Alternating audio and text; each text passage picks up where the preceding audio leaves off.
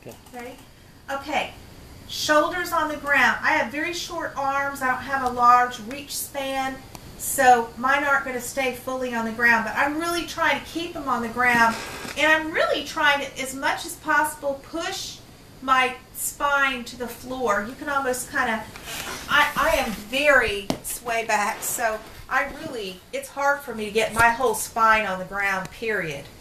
All right, so I'm taking my hands and I've just got my legs up. You know, you can kind of see. And this is a wonderful yoga stretch. Taking and relax. When you're doing these, I want you to tune everything out and I just want you to relax. I mean, literally just forget everything and just breathe. Just breathe and relax, all right? These will help your back. All right, take your hands on your kneecaps and pull your knees forward. The point is not just to get everything, it's not like that. It's literally a gentle pull forward, keeping your lower back pushing your lower back into the ground and pulling your knees forward. It is incredibly soothing to that nasty nerve.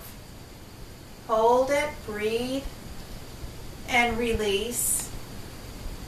This is probably my favorite stretch for my back. Do it again.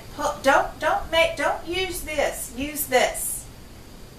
Pretend like you can't do anything from the waist down. Make your arms pull it in for you. Pull. Lower back's pushed into the ground. Shoulders as much as possible on the floor. Relax. Knees together. All right, now you can do that 3 or 4 times as much as you need to. Remember, the hands are in control here. The legs are not in control. The legs are not able to really move. Knees together, gently in a small circle. Breathe, and with your hands, guide your hips into a circle with that breathe.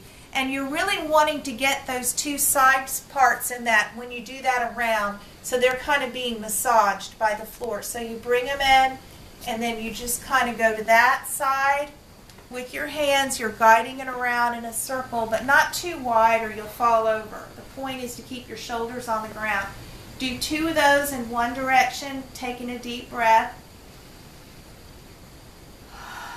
All right, now let's do it the other way.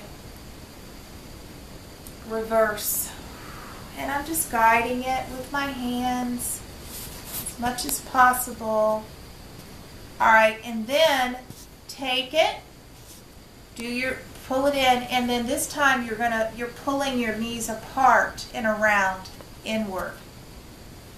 In, open, around. This is really going to help. These are the most important stretches for that whole area.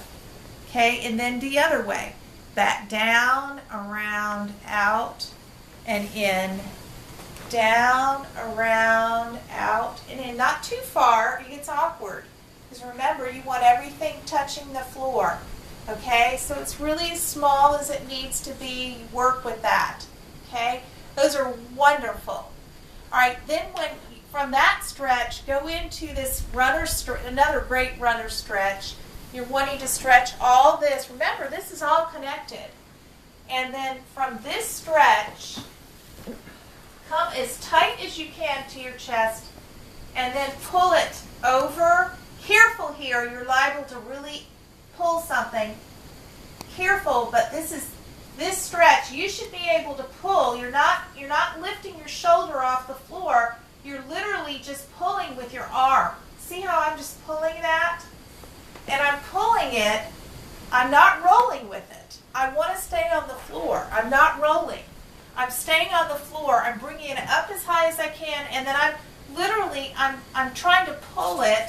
And I'm pulling it until I literally feel it all the way into that hip.